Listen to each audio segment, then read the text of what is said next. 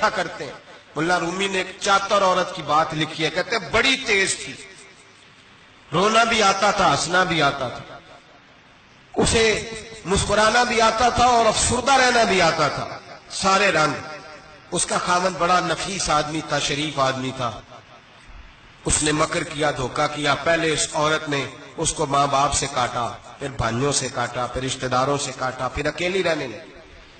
اب تنہا رہنے لگی تو دھوکے اور مکر سے بات, جو دھوکہ دیتا ہے نا اس کے مزاج میں دھوکہ شامل ہوتا ہے. اس کو فریب سے جھوٹ رچ بس جاتا ہے, پھر جب تک جھوٹ نہ بولے اسے سکون نصیب نہیں ہوتا.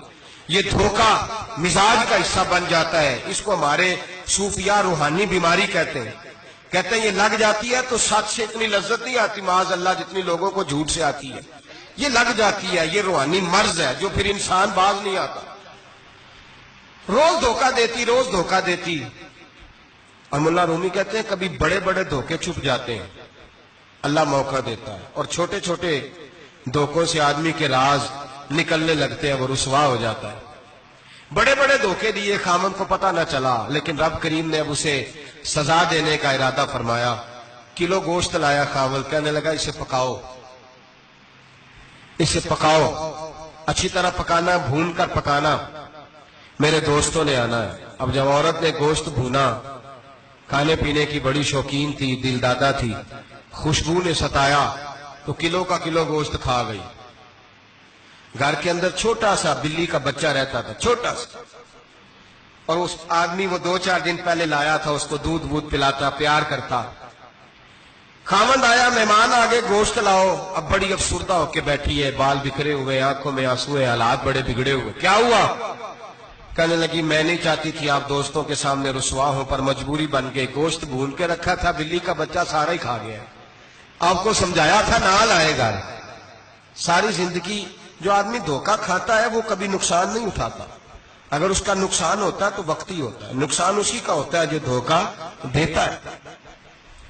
ساری زندگی اعتبار کرتا رہا, جب کہا کلو گوشت ہی کھا گیا.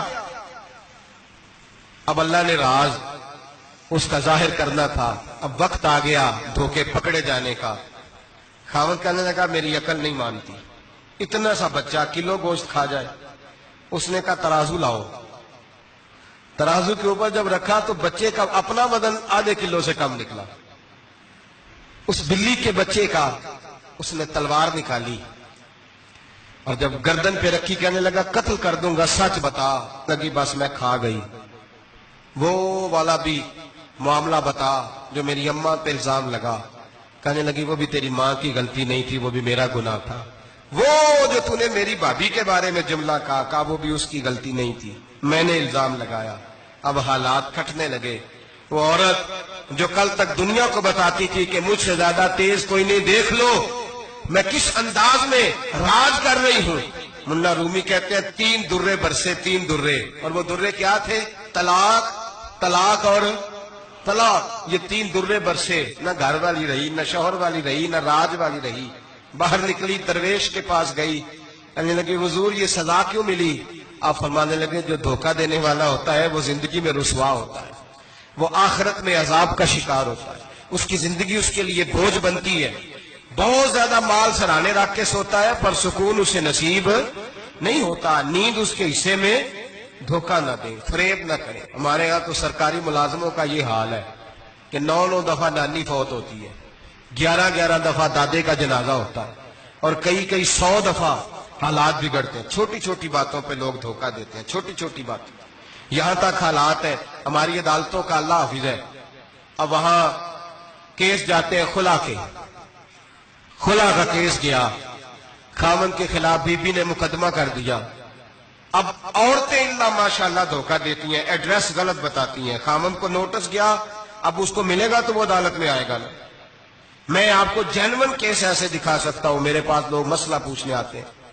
غلط ایڈریس دیا, 3 پیشیوں پہ خاوند نہیں گیا تو عدالت نے طلاق کی ڈگری جاری کر دی. کسی فقہ کے کسی مفتی کے نزدیک طلاق نہیں ہوتی, لیکن عورتیں دوسرا نکاح کر کے پھر رہی ہیں.